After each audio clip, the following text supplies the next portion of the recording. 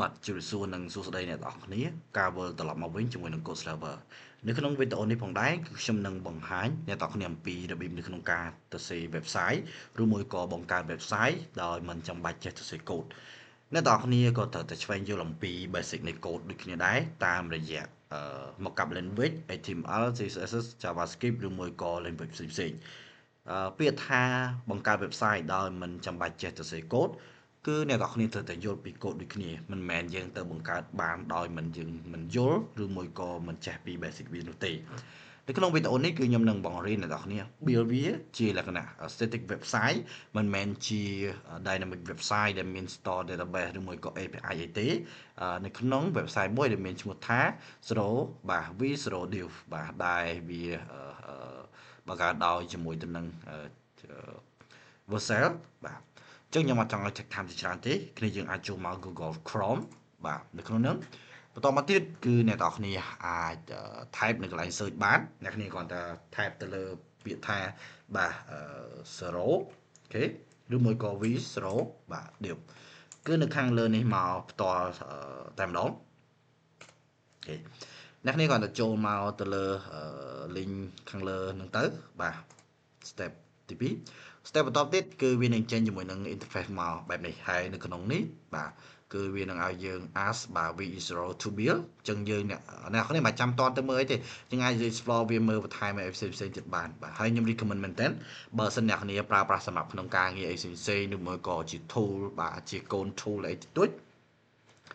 គឺគ្នាយើងអាចប្រើប្រាស់វាតាមរយៈ GitHub បានដើម្បី store ឬមួយក៏ធ្វើអីផ្សេងៗណានៅក្នុងនោះចឹងអ្នកគ្នាអាចចូលមក sign up បាទខាងស្ដាំដៃបន្ទាប់មកទៀតអ្នកគ្នាចុចពាក្យថាកុំ sign up អីផ្សេងៗបាទនេះវាលោត sign in អញ្ចឹងហើយអ្នកគ្នាយកជាមួយទៅនឹង Google អូខេបន្តមកទៀតអ្នកគ្នា select ទៅលើ email Google របស់អ្នកទាំងអស់គ្នាទៅហើយចុច continue បាទ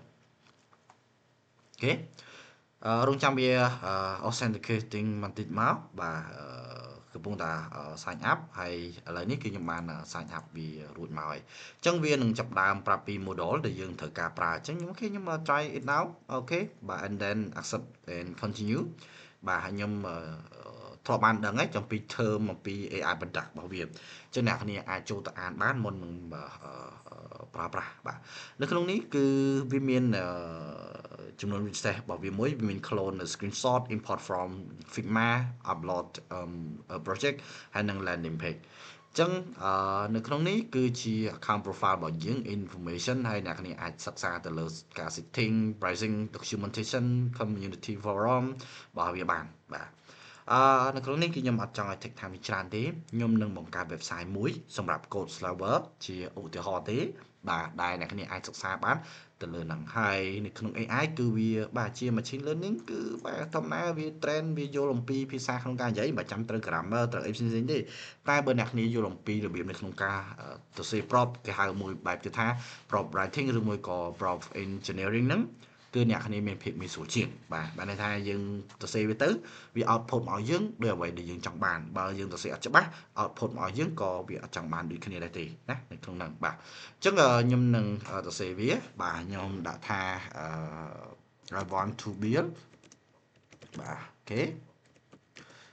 website អូខេ for code server អូខេវាខ្ញុំច្រឡំដៃ enter ក៏អត់ជាបញ្ហាខ្ញុំ stop វាសិនបាទខ្ញុំ copy ហ្នឹងមកម្ដងទៀតអូខេបាទ code server បាទ for landing page with បាទ modern creative concept អូខេចឹងវាកំពុងតែ syncing ហើយកំពុងតែ generate ទៅលើបាទ prompt ដែលខ្ញុំទៅសេហ្នឹងអញ្ចឹង the user ចង់បានអីគេចង់បាន landing page វាកំពុងតែ sync បាទ វា short for 3 second បាទ generate design inspiration 2 second បាទគឺលឿនបាទគឺលឿនការអំពីលើមុនបាទគឺខ្មែរ coder បានធ្វើជាមួយនឹង competitor មួយទៅជាមួយនឹង vibe coding ដូចគ្នាដែរហើយក៏ប្រើប្រាស់ technology មួយនេះដែរគឺខ្ញុំបានចូលរួមទៅមើល បាទគឺល្អមែនទែនហើយចង់ឲ្យមាន event បែបហ្នឹងនៅក្នុងស្រុកខ្មែរបានច្រើនតែទៅមួយនឹង event ទាំងអស់ហ្នឹង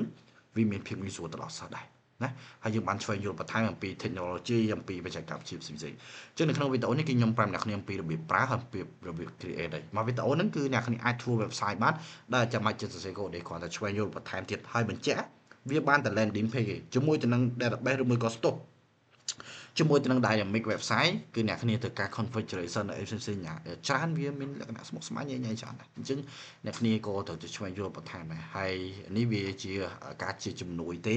ហើយបើសិនជាចង់បង្កើត website ដែល professional ហ្មងបាទគឺរៀនពីបាទណារៀនពីការ build from scratch ពី0មកតែម្ដងណាទៅលើហ្នឹងហើយនេះក្នុងវីដេអូនេះ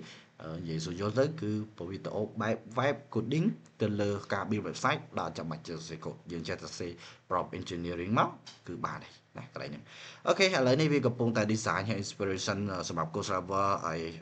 code base structure របស់វាហ្នឹងគឺវានឹងចាប់ដើមឡើងមកហើយកំពុងតែធ្វើវាខ្ញុំមិនដឹងថា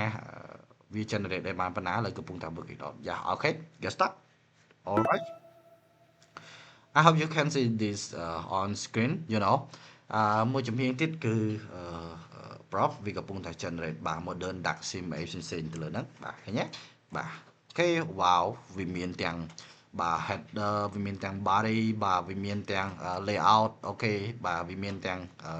ជាមួយទៅនឹង footer ទៀតអូខេបាទណាទៅលើហ្នឹងណាអូខេអ្នកគ្នាឃើញអីបាទហើយអ្នកគ្នាចង់ឃើញ code អ្នកគ្នាអាចឆ្វេងយល់ពី code បាទសម្រាប់ developer ទេឬមួយក៏ junior ដែលគាត់ start up ទៅលើ code ដូចផ្សេងៗបាទចង់ឆ្វេងយល់ពី code ថាគេសរសេរមិនអីមិនគាត់អាចចូលមកកន្លែង code នេះបានណាខាងលើនេះកន្លែង code នេះមកអូខេគឺគាត់នឹងឃើញហើយបាទហើយអូខេគេប្រើ TypeScript ណានៅក្នុងគេប្រើ TypeScript បាទហើយណាវាមាននៅលើនឹងទាំងអស់ហើយ app គេបើ .cs layout page ផ្សេងៗគឺមាននៅក្នុងនឹងទៀតបាទអូខេអញ្ចឹងខ្ញុំ preview ទៅមួយនឹង website នេះបាទ review ហើយខ្ញុំអាច get start ឬមួយក៏មិនអីមិនក៏បានដែរគាត់ថានេះវាជា landing page បាទបញ្ជាក់ឲ្យបញ្ជាក់ទៀតជា landing page អញ្ចឹងខ្ញុំចង់ preview វាមកពេញខ្ញុំគាត់ថាអស់វាមកចេះមកណាអស់វាមកជាមួយទៅនឹង layout របស់វាអស់មកឆ្វេងមកឃើញទេបាទតែនៅក្នុងនេះគឺវាមានទាំង design បាទឃើញទេវាមានទាំង design layout ផ្សេងៗវាមានទាំង connect បាទឃើញទេវាមាន connect អីផ្សេងៗទៅលើនឹងដែរបាទវាមានទាំងណាដូចជា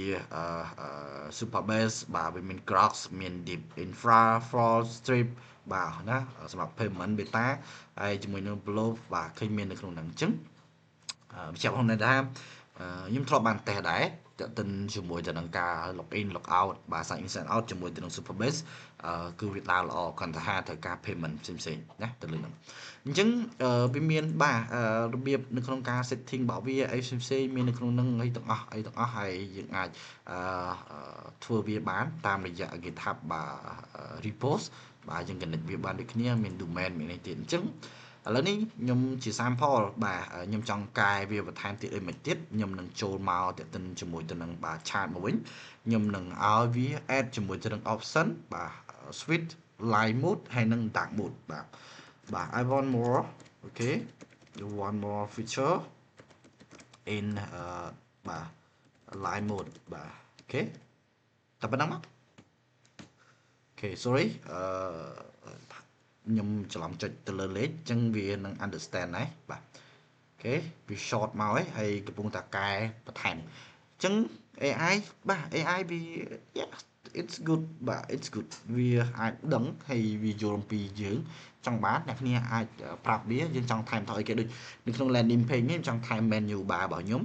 code server feature showcase about us everything អូខេថែមបានទៀតណាថែមបានទៀតឥឡូវខ្ញុំចង់ឲ្យវា working definition ថាតើវិចិន្ទនាការមកយើងមិនបាទហើយ prop គឺខ្ញុំថែមលេខ45កន្លែងចុច enter មិញខ្ញុំច្រឡំខ្លួនឯងទេបាទ sorry មែនតើអូខេតាមជាកន្លែងហ្នឹងខុសបច្ចេកទេសខ្ញុំដែរបាទ line mode បាទ add new session include បាទ terminal pricing បាទ trust by logo អីគេផ្សេងៗទៅលើហ្នឹងណាអូខេរងចាំវាកំពុង convert lighting បាទ mode ហើយយើងអាច switch វាសំទោសអាចបាទយើងកន្លែង toggle ហ្នឹងយើង switch ប៊ូតុងវាបានតែបើថាអត់បានយើងថែមទៀតណាយើងបន្ថែមទៀតបាទរងចាំវាបន្តិចសិនមកអូខេ convert កំពុងតែ convert អញ្ចឹងពេលដែលវា work converting អីហើយអស់បាទកូដនេះកំពុងតែកែនេះកំពុងតែកែកំពុង redirect យើងអាចធ្វើឲ្យបានអូ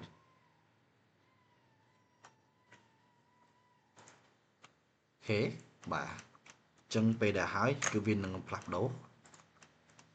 convert អីអូខេបាទចូលមកដល់ code suitcase អូខេវាកំពុងតែ convert បាទវាកំពុងតែ convert អញ្ចឹងអាចអ្នកនេះអាចចាំបន្តិចបាទឃើញចូលមក pricing អូខេ docs តមានទេបាទ feature មានអញ្ចឹងកំពុងតែកែបាទបន្តមកទៀតគឺខ្ញុំនឹងប្រាប់ពីអំពីរបៀបនៅក្នុងការ publish ទៅលើ site ហ្នឹងបាទនៅក្នុងវីដេអូនេះដែរវីដេអូនេះត្រឹមតែ10នាទីទេគឺគ្នាយើងអាចបង្កើត website មួយបានដល់ចាំបាច់ចេះទៅសេកូដថៃបញ្ជាក់ផងដែរថានៅតែនិយាយដែរទេគឺសម្រាប់តែបាទ landing page ទេគេហៅថា static website បើសម្រាប់អ្នកដែលរៀន website បង្កើត website គឺនឹងយល់អំពី dynamic ហើយជាមួយនឹង static website ថាវាមានភាពលក្ខណៈខុសគ្នាមួយទៀតហើយនៅក្នុងហ្នឹងគឺវាមាន detail ទៅទៀតនៅក្នុង dynamic website មានអីខ្លះ static website វាមានអីខ្លះគឺមាននៅក្នុងនេះទាំងអស់បាទអូខេចឹងឥឡូវនេះវាកំពុងតែ work អូខេបាទដើរមកមិញហ្នឹងចឹងឥឡូវកំពុងតែ run បាទអូខេបាទចូលមក live បាទ live មកវិញអញ្ចឹងខ្ញុំនឹងប្រាប់វាខ្ញុំអត់ត្រូវការនេះទេបាទនេះឃើញ add មក how it work គេ showcase អីផ្សេងៗបាទ feature អញ្ចឹងខ្ញុំនឹងប្រាប់វាបាទI want បាទ button បាទ switch គេបាទគេ switch line បាទ line mode to dark mode and បាទ and អូខេបាទអូខេ and add បាទ and more menu is about បាទអញ្ចឹងគឺវានឹងបន្ថែមឲ្យយើងបាទគឺវានឹងបន្ថែមឲ្យយើងចាពង working អឺអ្វីដែលវាអាចធ្វើបានគឺវានឹងធ្វើឲ្យលឿនដូចគ្នាហើយគឺវានឹងប្រាប់យើងបន្ថែមហើយគឺវានឹងកែយើងទៅដូចគ្នាឬតែលឿនទៅដូចគ្នាដែរអញ្ចឹងនេះបាទនៅក្នុងកំពុងតារាននេះកូននេះបាទគឺ adding បាទ dark mode toggle បាទណាទៅលើប៊ូតុងរបស់វាហើយបន្តមកទៀតគឺខ្ញុំនឹងប្រាប់ពេលដែលវាមាន feature ដែលខ្ញុំត្រូវការហើយគឺខ្ញុំនឹងប្រាប់អំពីរបៀប publish បាទរបៀប publish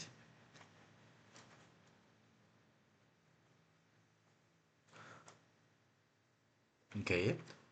ដល់លឿនមែនទែនបាទខុសពីការរំពឹងទុកបាទចូលមកហើយចឹងចង់ដឹងថាមើល toggle វានៅកន្លែងណាហើយវាលោតមកមិនខ្លះអីមិនខ្លះបាទ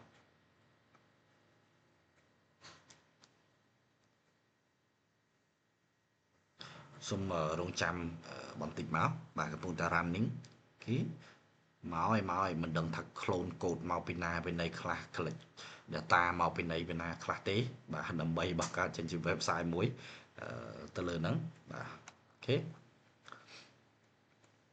បាទអូខេ next theme ហើយ fix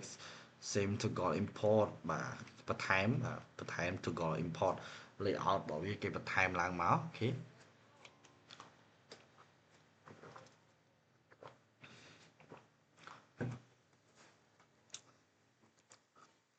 ខ្ញុំពេលដែលហើយគឺខ្ញុំនឹងប្រាប់ពីអូខេ good បាទល្អមែនតើអូខេnoise to found ហើយខ្ញុំអាចចុចទៅលើមក black បាទ light black dark light ទៅលើហ្នឹងឃើញទេវាបន្ថែមមកផ្សេងបាទ about us បាទអូខេហើយ how it work feature showcase pricing blocks carrier context បាទមាននៅក្នុងហ្នឹងបាទទាំងអស់អញ្ចឹងstep បន្តទៀតរបៀប publish ឬមួយក៏បាទនៅក្នុងហ្នឹងអត់មាន hosting ទេដោយសារយើងឲ្យ AI ធ្វើគឺវានឹងបានថាវា all in នៅក្នុងហ្នឹងតែម្ដងចឹងអ្នកនេះចូលមកពាក្យថា publish ដើម្បីថា go live វាបានដែលយើងចុចទៅលើ link ហ្នឹងឃើញបានចុចមកប៉ុចបាទបន្តមកទៀតអ្នកនេះចុច publish to production មិនមែនអ្នកនេះទៅ configuration ទៅលើ production ហ្មងទេគឺយើងធ្វើវានៅក្នុង local បាទបានថានៅលើ website ហ្នឹងហើយបាទយើង publish to production អូខេរងចាំវាបន្តិចវាកំពុងតែបាទ initializing ហើយកំពុងតែ update បាទ loading ទៅលើកូដនឹងបន្ថែម អូខេ building ហើយយើងអាចបាទបន្តមកខ្ញុំអាច custom បាទdomain បាទឬមួយក៏ customize domain អញ្ចឹង domain របស់វាឲ្យយើងនេះអ្នកគ្នាអាចចូលទៅលើ link នេះបានបាទខ្ញុំចូលមកបាច់មកគេវា not found បាទវាអត់តដើរពេញទេបាទវាអត់តដើរពេញទេបាទអ្នកគ្នាមើលមកនេះកន្លែង publish នេះឃើញទេវាកំពុងតែ building មកវា building វាចូលអូខេ ready អ្នកគ្នាអាចឈរទៅលើ link នឹងបានឃើញទេបាទហើយអ្នកគ្នាខ្ញុំនឹងដាក់ link ហ្នឹងនៅខាងលើ2បាទ link original មួយហើយនិង link បញ្ហា link ដែលយើង build បាទ customize ឲ្យមួយណាឃើញទេហើយបាត់ហើយអញ្ចឹងខ្ញុំចូលមក customize domain អូខេហើយខ្ញុំនឹងដូរវាបាទនេះវាដែលយើងមានណាយើងអាចអ្នកគ្នាអាចទិញបានបាទអ្នកគ្នាអាច buy domain បាននៅក្នុងហ្នឹងឧទាហរណ៍ខ្ញុំដាក់ថា code បាទអូខេ code បាទ slaver